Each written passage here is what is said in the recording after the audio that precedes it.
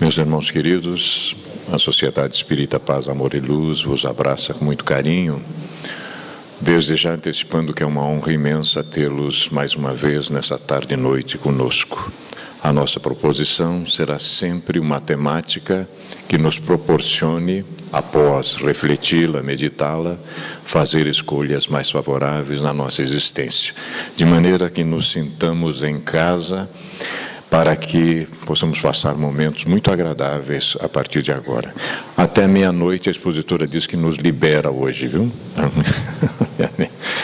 Sejamos todos bem-vindos à nossa casa. Então, nós vamos fazer a nossa prece, em seguida uma leitura introdutória, e a nossa querida Vânia Maria de Souza, companheira nossa aqui da Sociedade Regional, conselheira da nossa federativa, vai nos conduzir na reflexão sobre a vitória espiritual.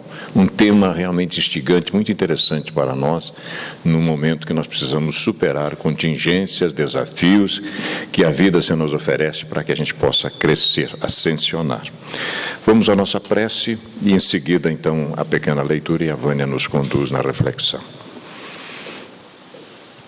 Senhor da vida, Pai amantíssimo de todos nós, vossos filhos que gradativamente despertam para a sua realidade intrínseca de espíritos imortais, aposto estamos, após termos a consciência plena das nossas responsabilidades, da parte que nos toca na obra da criação. Sem dúvida, um mergulho profundo em nós mesmos, uma luta titânica para vencer esta proposição de que no passado, por equívoco, por rebeldia, por ignorância, nos comprometemos sobremaneira. Mas agora, com a possibilidade do vosso infinito amor, da vossa compaixão, temos a possibilidade de repor as coisas nos seus devidos lugares, exemplificar e influenciar outras almas queridas para que façam o mesmo e acelerar o nosso processo de redenção.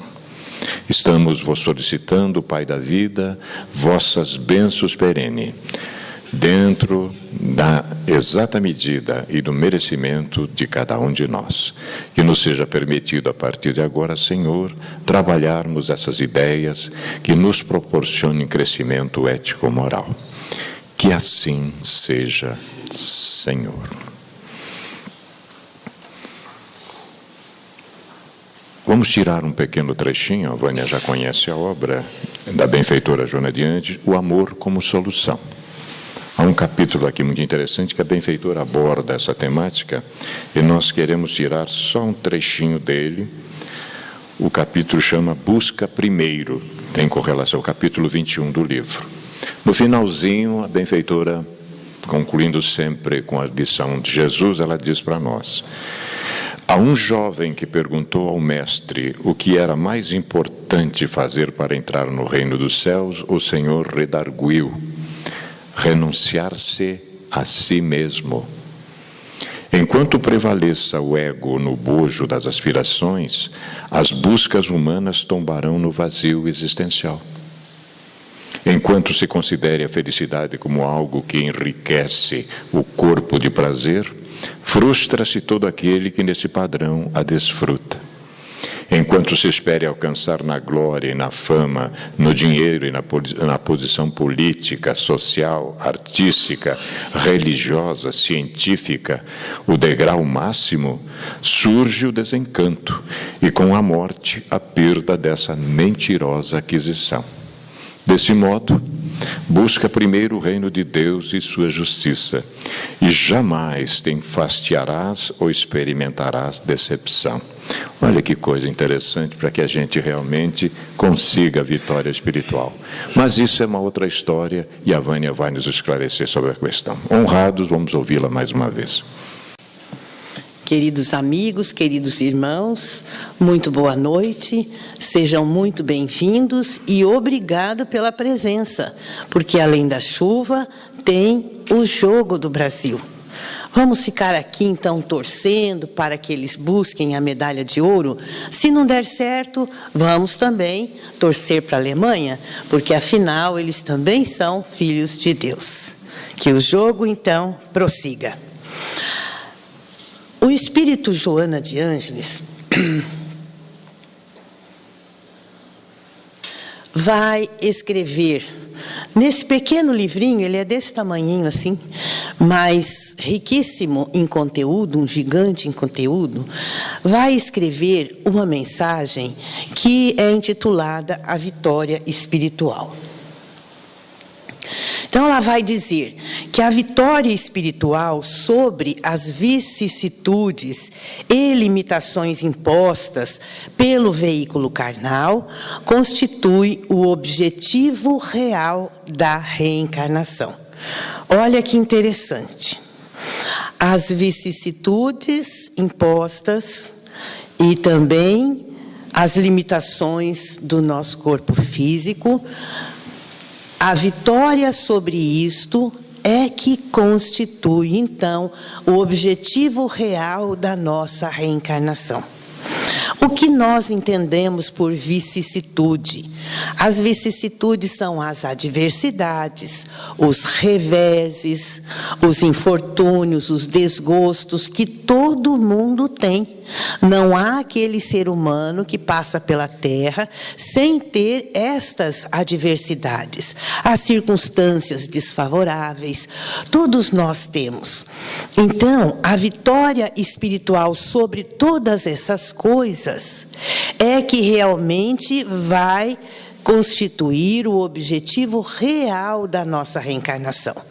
Porque quando nós conseguirmos superar as adversidades que vêm de vez em quando, as vicissitudes que acontecem com todos nós, então nós vamos superar para alcançar esta vitória espiritual, porque é ela que vai nos conduzir a reencarnações melhores, a elevações melhores no mundo espiritual, porque sempre pensamos na vida que é eterna, né?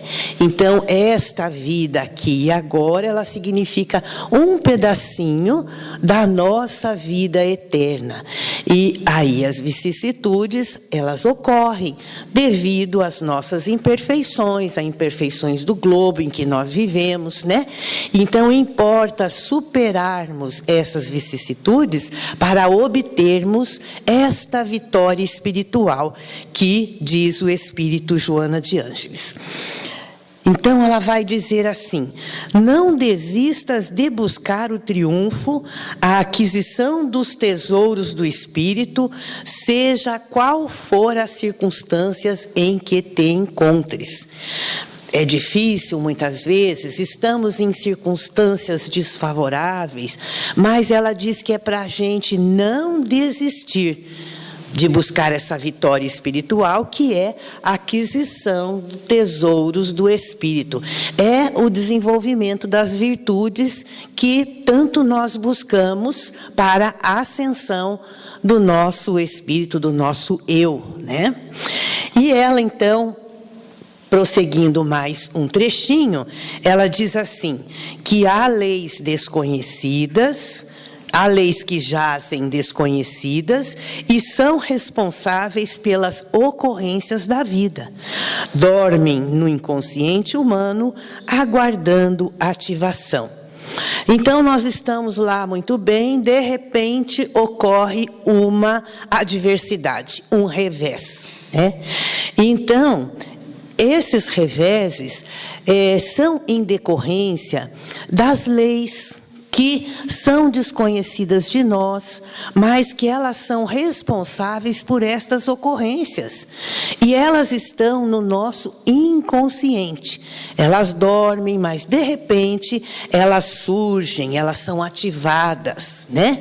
E o Evangelho segundo o Espiritismo vai nos dizer, Allan Kardec, ali no capítulo 5, item 4, que de duas espécies são as vicissitudes da vida, ou, se o preferirem, promanam de duas fontes bem diferentes, que importa distinguir. Uma tem sua causa na vida presente, outras fora desta vida.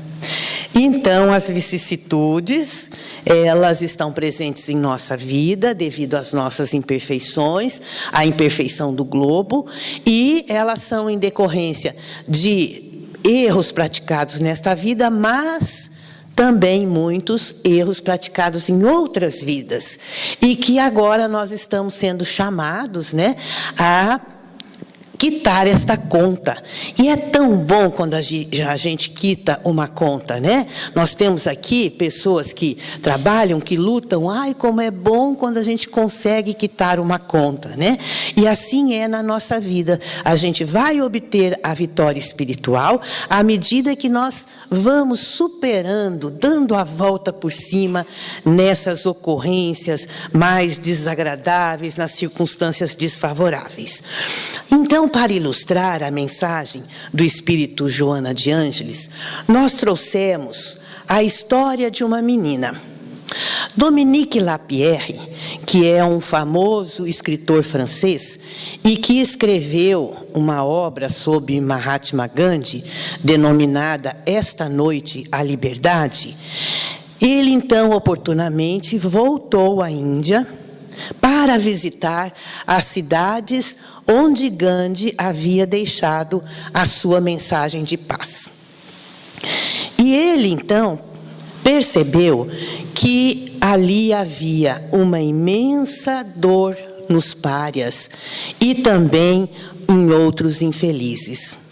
E ele foi fazer uma nova visita, uma nova pesquisa ali na Índia. Então, ele, certo dia, estando aqui nas escadarias de Benares, na Índia, ele, observando as crianças que se atiravam no rio Ganges, águas sujas, pestilentas, para recolher objetos dos cadáveres que eram cremados ali, para serem revendidos esses objetos, ele se acercou de um grupo de crianças, então, para conversar, e tomou conhecimento que havia uma menina, e que ela era considerada a mais notável pescadora desses precários recursos que o Ganges oferecia.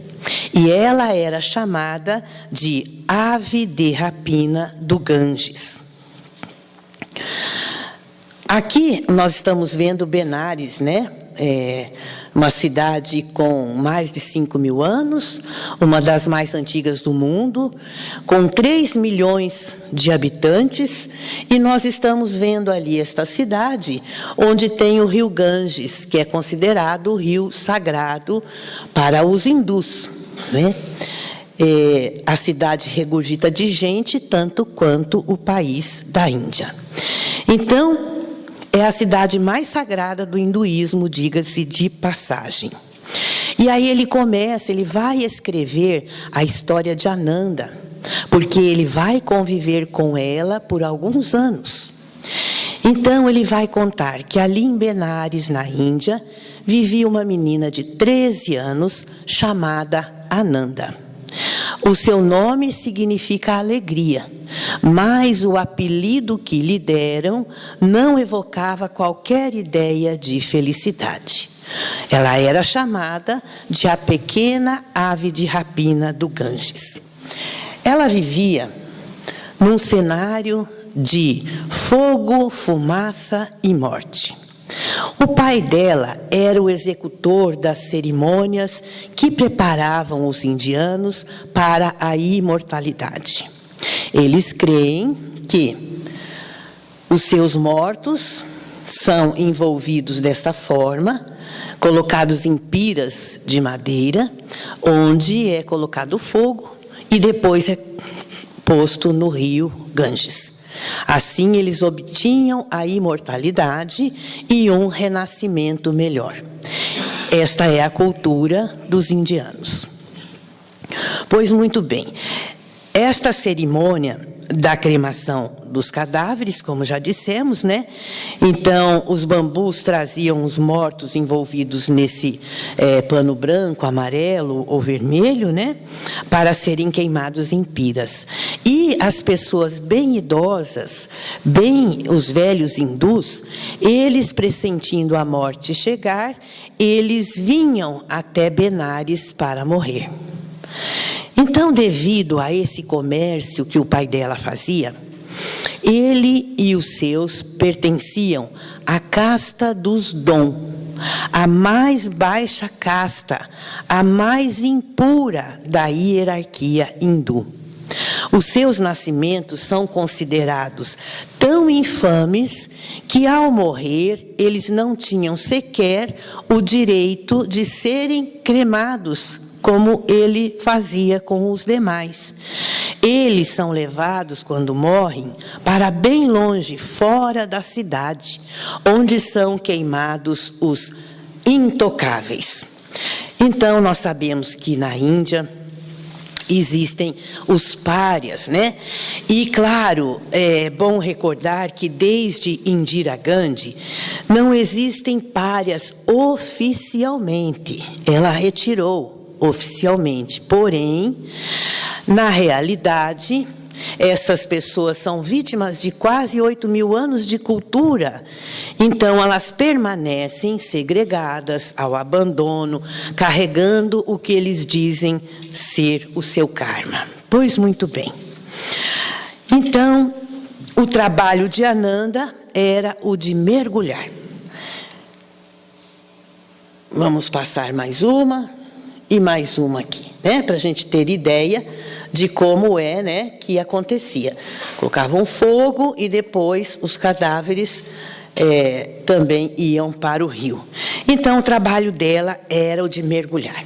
Ela realmente era a melhor mergulhadora da família.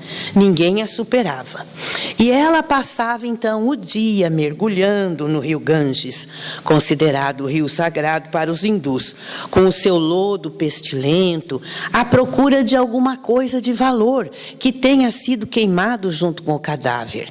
Um brinco, um anel, um broche, qualquer coisa de valor, porque ela pegava esses objetos derretidos e levava para um bazar que a sua mãe tinha dessas quinquilharias. Então, Ananda, 13 aninhos, havia acabado de entrar na puberdade. E o seu pai apressou-se em cumprir a missão mais sagrada de um pai indiano, que era encontrar um marido para a filha. Na verdade, os seus pais já pensavam no dia do casamento dela, desde que ela havia nascido. Então, Ananda foi criada para o trabalho, mesmo os mais pesados. Então, para ela, não existiam brincadeiras, não existiam escola, mas apenas faxinas. E o cuidado com seus irmãos e, é claro, os mergulhos no rio Ganges. Então, logo começaram a aparecer em sua casa os pretendentes, né? Discutindo as condições financeiras do casamento, mas ela não chegou sequer a entrever nenhum dos candidatos, muito menos aquele que se tornaria o seu esposo. Tal era a sorte das jovens indianas. Então, 14 dias antes do seu casamento, das suas núpcias, Ananda notou que em seu rosto tinha uma mancha branca, esbranquiçada, saliente, e ela não sentia dor. Mas ela não se preocupou, porque, acostumada a mergulhar naquelas águas imundas, pestilentas do rio Ganges, sempre lhe apareciam pústulas, tumores inflamados, mas dali 2, 3, 4 dias, aí então a mancha saía. Mas devido a essa espantosa resistência que ela sempre tinha, derrotando essas agressões, sempre sumiam. Ela era uma menina muito forte, não se sabia nem como, e então as manchas desapareciam. Mas essa mancha persistiu, não desapareceu. E aí foi passando os dias, e ela então vai mostrar a mancha à sua mãe. A mãe dela vai levá-la a um desses curandeiros da Índia, respeitáveis, para que ele, então, fizesse um medicamento. Esses indianos, eles eram procurados para os males mais rebeldes. Então, o velho indiano examinou a bochecha da menina e ele disse: não existe pomada para esta doença. É lepra. Foi um choque na família de Ananda, junto com a tragédia do seu nascimento por pertencer à mais baixa casta dos hindus. Agora se juntava então uma nova degradação, que a tornava duplamente impura, tornava ela e a família. A lepra era vista como um castigo dos céus. A Índia, até hoje, trata os seus leprosos como párias. Nenhum leproso entra na casa de um não leproso.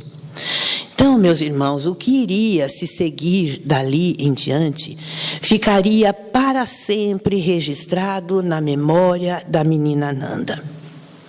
O seu pai convocou a filha diante de 30 membros da família, entre os pais, os irmãos, os tios, os primos, e com a mão apontando para a rua, ele disse para ela, simplesmente: filha, o Deus te amaldiçoou. Você não tem mais lugar aqui. Vá embora. E ele estendeu a mão, lhe deu algumas rúpias, muito poucas, e a mãe dela preparou uma trouxinha com uma muda de roupa, alguns biscoitos e 2 bananas.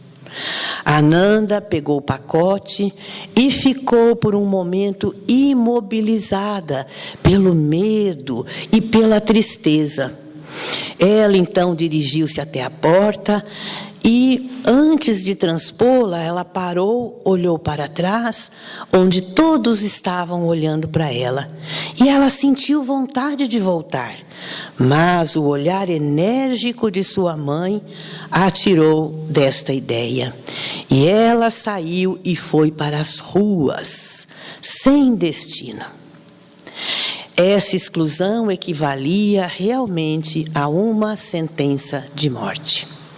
Então, a pequena ave de rapina dos Ganges sabia que não poderia bater em qualquer porta, de jeito nenhum, porque o menor contato físico com quem quer que fosse era rigorosamente proibido a uma intocável, mesmo se ela não tivesse lepra.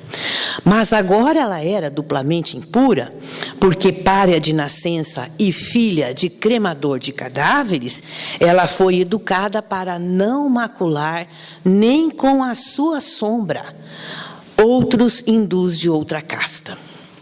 Então, os seus pais tinham-lhe incutido obsessivamente a ideia, a noção da maldição dos seus destinos. Olha que atraso que é a Índia, né? Um dos povos mais antigos do mundo, né? Então, Ananda nunca teve ternura, muito menos amor. E, além disso, para ela, que ousava saquear os cadáveres, toda a esperança de valer os seus méritos para renascer em uma encarnação melhor era negada. Que esperança, né? Não era possível existir um karma mais desastroso do que o seu. Então, o seu trabalho e o ambiente implacável não tinham poupado a menina. Aos 13 anos, ela havia visto nascer, sofrer e morrer. Um aprendizado duro que a deixou preparada para todos os choques e toda a infelicidade. Então, Ananda passou um mês vagando pelas escadarias do rio Ganges.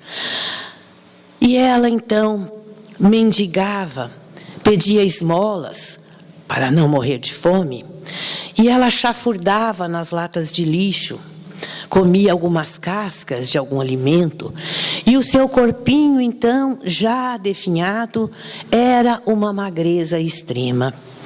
Então, um dia, no limite de suas forças, ela se deixou cair numa plataforma da estação para esmolar.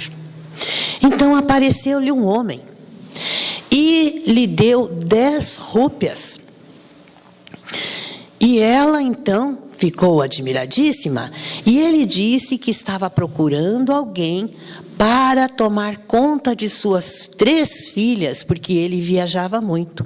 E ele vai dizer a ela: eu lhe pagarei 15 rúpias por semana. Ela pensou, deve ser o Deus em pessoa. E ela, então, timidamente ergueu a cabeça.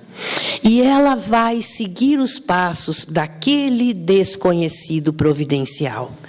Meu benfeitor, vai dizer ela para Dominique Lapierre, entre aspas, meu benfeitor não me levou para a sua casa. Ele me empurrou para um táxi e sentou-se ao meu lado. O carro rodou muito tempo e parou diante de um portão de um templo em ruínas. No pátio havia mais umas 20 meninas.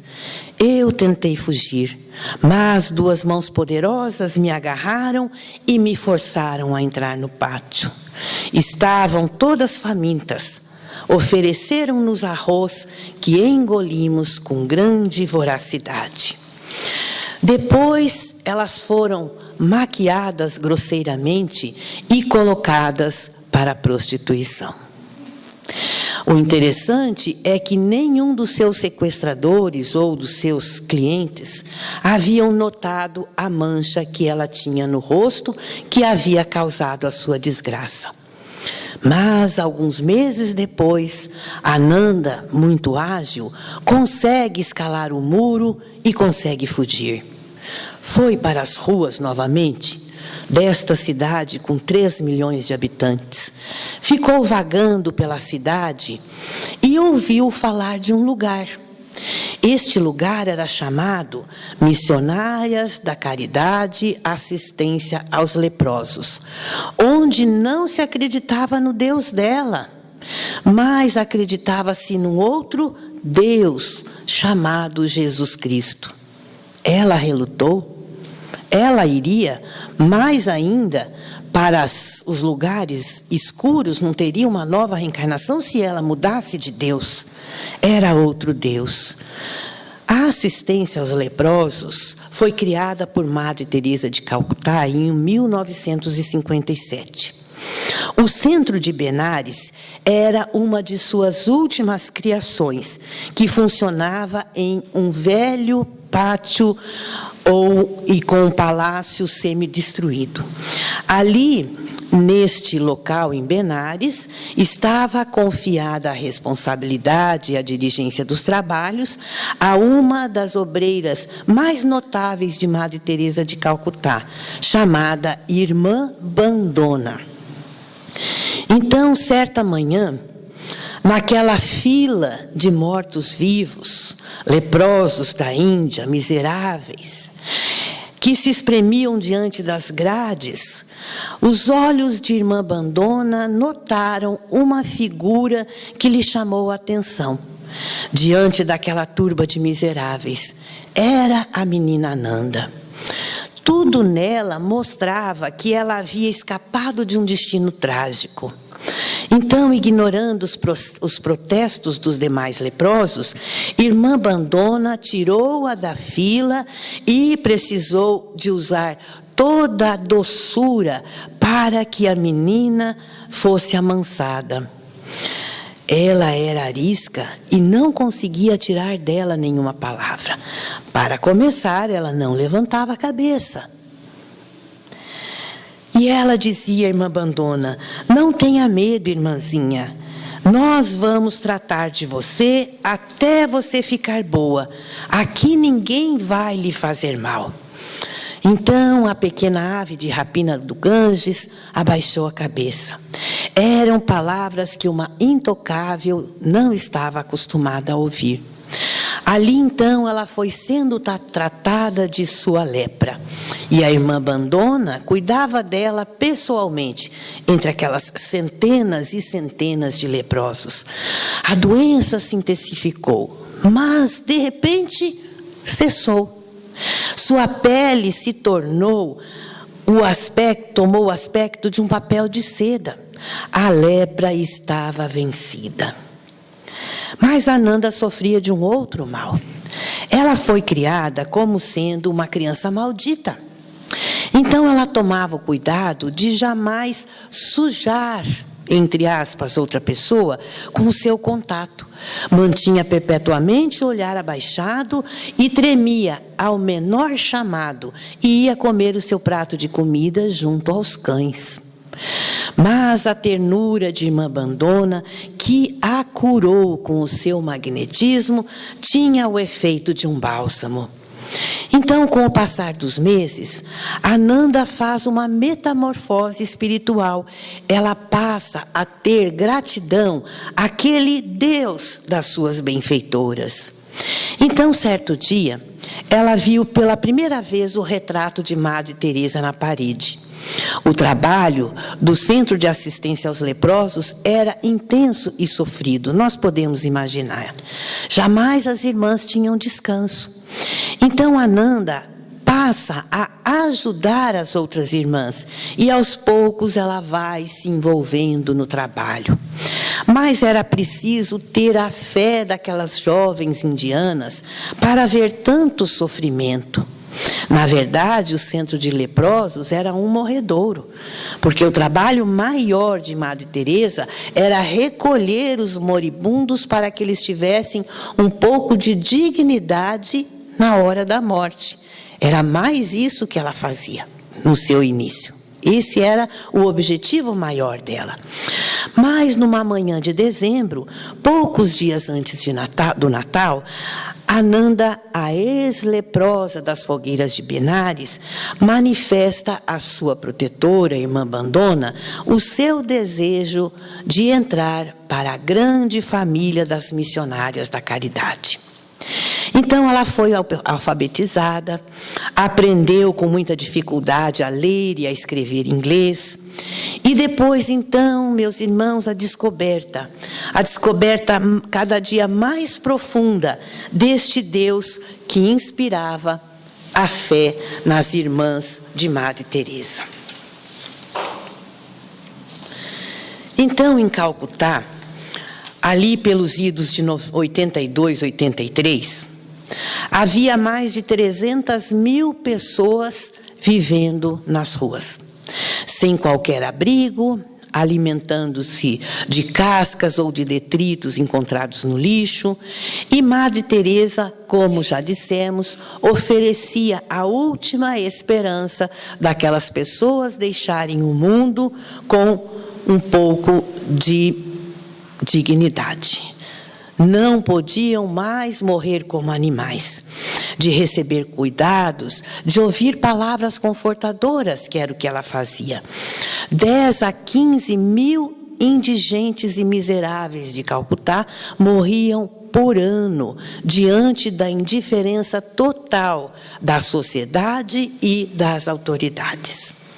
Em 1982, a vizinha de Rapina começa o seu noviciato entre as irmãs de caridade de Madre Teresa de Calcutá. E a irmã Bandona a leva, então, para um outro trabalho, ali em Benares mesmo, o Lar dos Agonizantes, onde a irmã Paul agora era, então, a coordenadora responsável deste trabalho, já fazia 14 anos. Ali, só dor e sofrimento. De duas em duas, as irmãs de Madre Teresa iam pela cidade fervilhante, em direção a um leprosário, a um orfanato, a um dispensário, a um morredouro. Mas, um ano depois, Ananda e sua amiga, outra irmãzinha chamada Alice, foram mordidas por um cão raivoso. Na cidade não havia soro antirrábico. E se o soro não chegasse em 48 horas, elas morreriam. Ou então, ficariam muito altamente doentes com loucura. Então, demorou uma semana para o soro chegar. E a irmã Ananda ficou curada e não apresentou nenhum sintoma da raiva. Mas Alice não aguentou o tratamento e veio a desencarnar. Então, quando Ananda completou 18 anos, ela trocou o seu traje de noviça pelo hábito da religiosa que seguiria para sempre a ordem fundada por Madre Teresa de Calcutá, juntamente com outras noviças. E seguindo a tradição de Madre Teresa, agora então, nesse dia, né, vinha o anúncio. Depois de dito o nome daquela que se tornava irmã de caridade, vinha o anúncio da missão de cada irmã e o lugar para onde elas iriam, que poderia ser na Índia ou no exterior. Então, era lido o nome de cada uma em voz alta, junto com o nome da cidade e do país onde elas deveriam partir. E Madre Teresa designa Irmã Ananda para Nova York. E já no dia seguinte, ela e suas companheiras, lideradas pela Irmã Paul, deveriam partir para os Estados Unidos. Então, elas ali iam trabalhar na nova casa das missionárias da caridade que Madre Teresa havia fundado.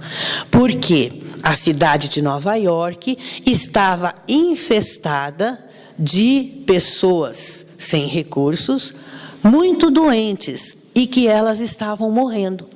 E que ninguém sabia bem o que era e nem ao menos como tratar. Quem se lembra era a AIDS que estava chegando e infectando todo mundo na década de 1980. Mas na bagagem elas levaram apenas uma muda de roupa. Era a regra geral das missionárias da caridade de Madre Teresa, respeitar os votos de pobreza. E ao chegar em Nova York, elas viram deslumbradas e com muito frio, pela primeira vez, os flocos de neve caindo do céu. Então elas se dirigiram a esta casa das missionárias, onde não havia aquecimento e nenhum outro eletrodoméstico.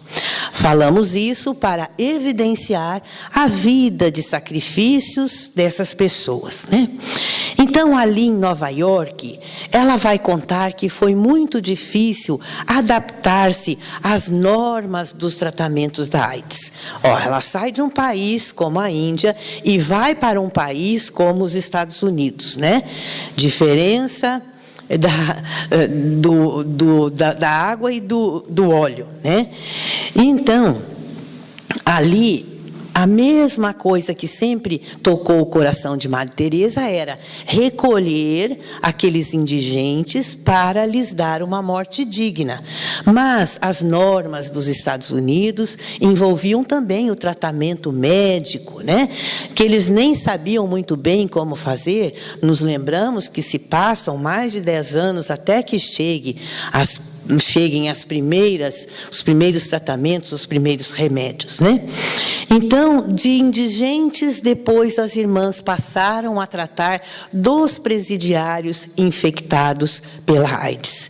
Mas o comportamento e o linguajar deles era bem diferente daqueles miseráveis da Índia.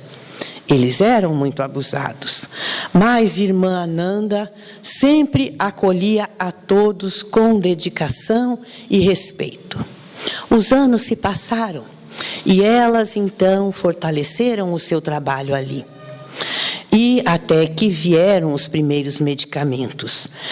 E aí, então, ela e suas companheiras, lideradas por Irmã Paul, foram designadas agora para exercer a sua missão na China.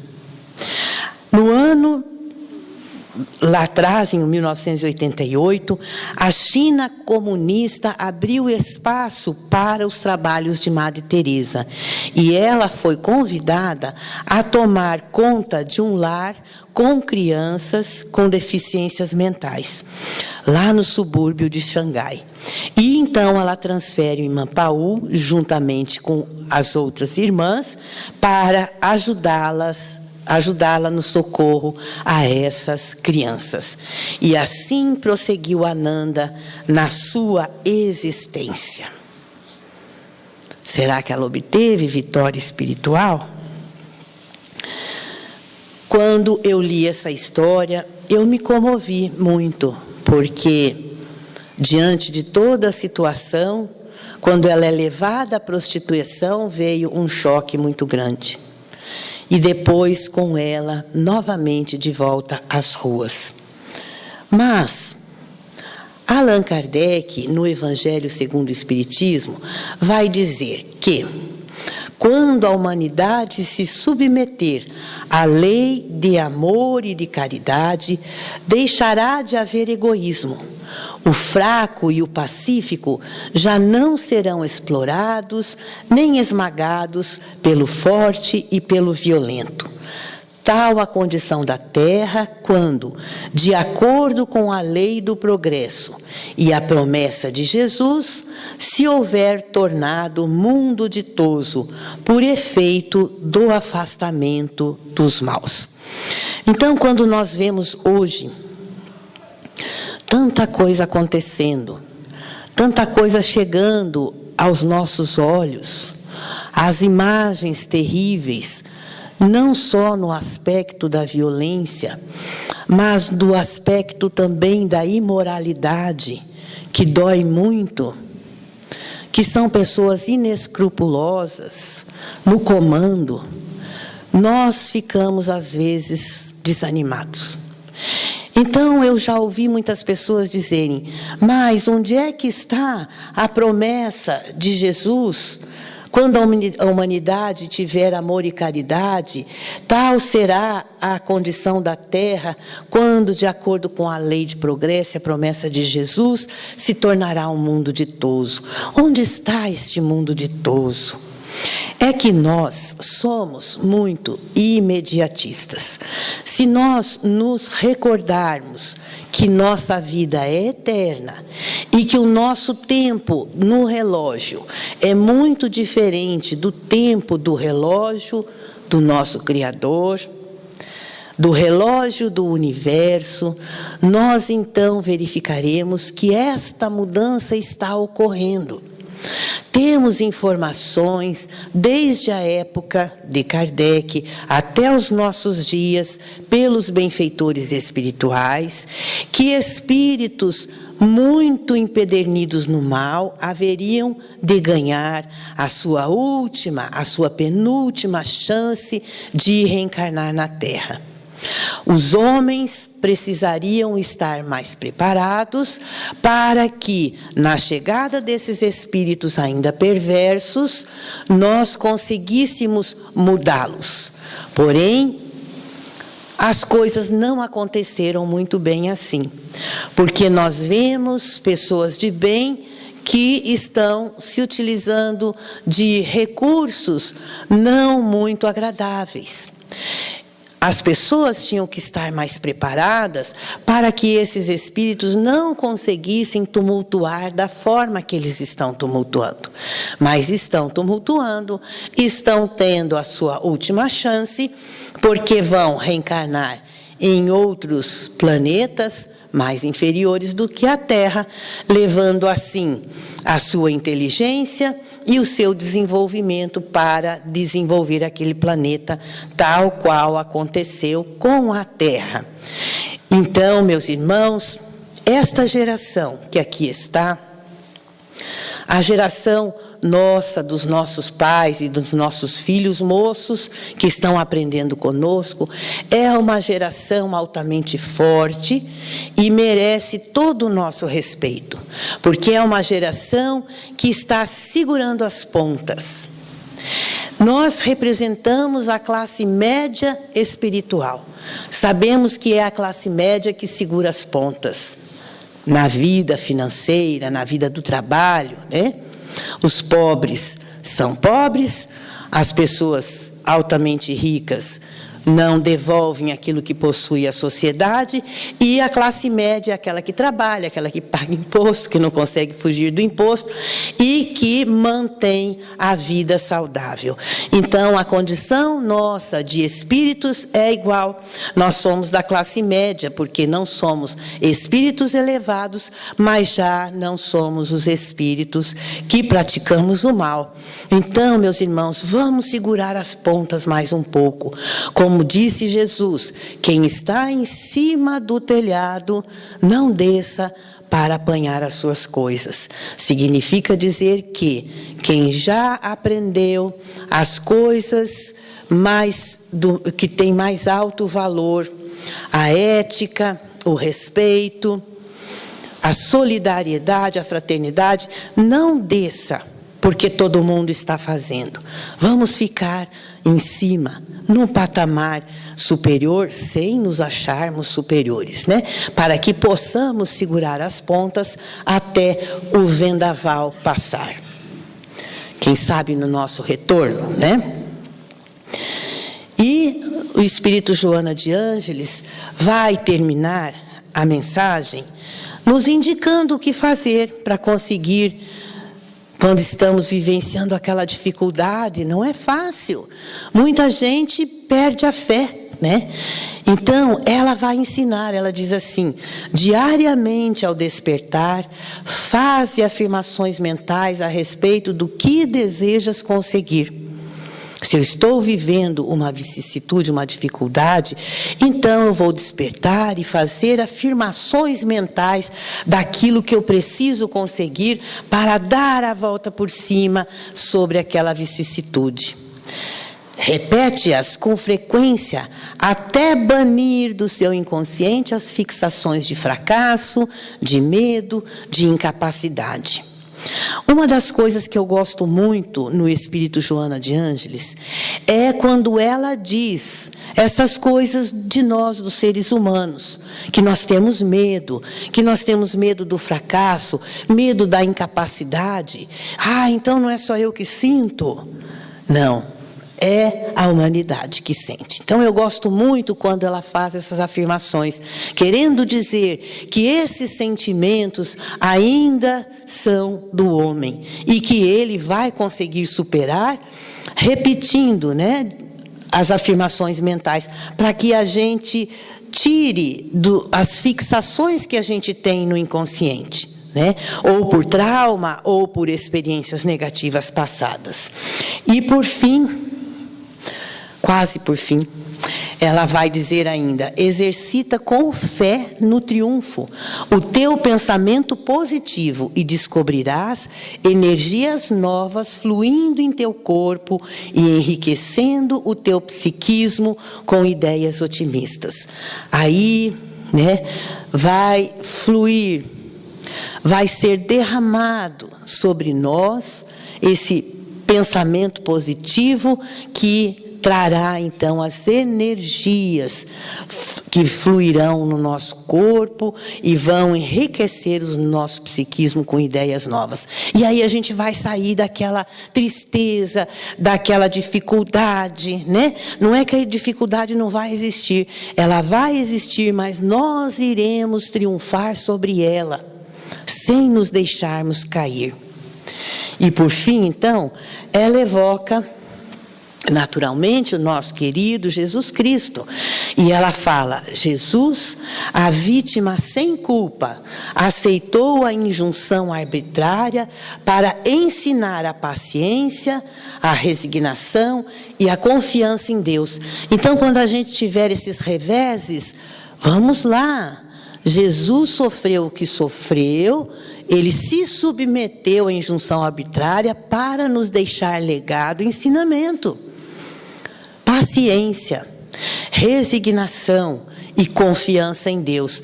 Ora, se eu confio em Deus, que aquilo está me ocorrendo, que vai ser melhor para mim quando eu conseguir transpassar aquela dificuldade, viver aquela dificuldade, eu vou confiar em Deus.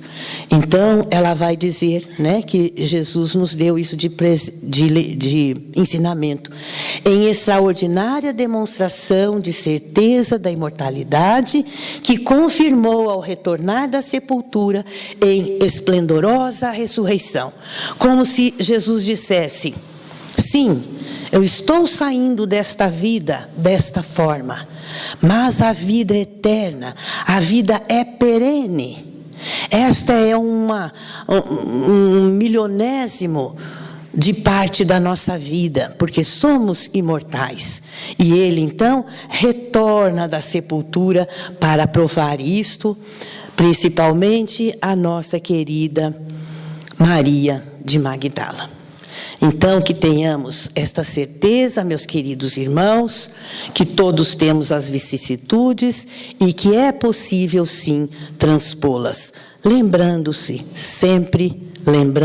sempre da mensagem de Jesus Cristo. Muito obrigada a todos, que tenham uma ótima semana que chega por aí.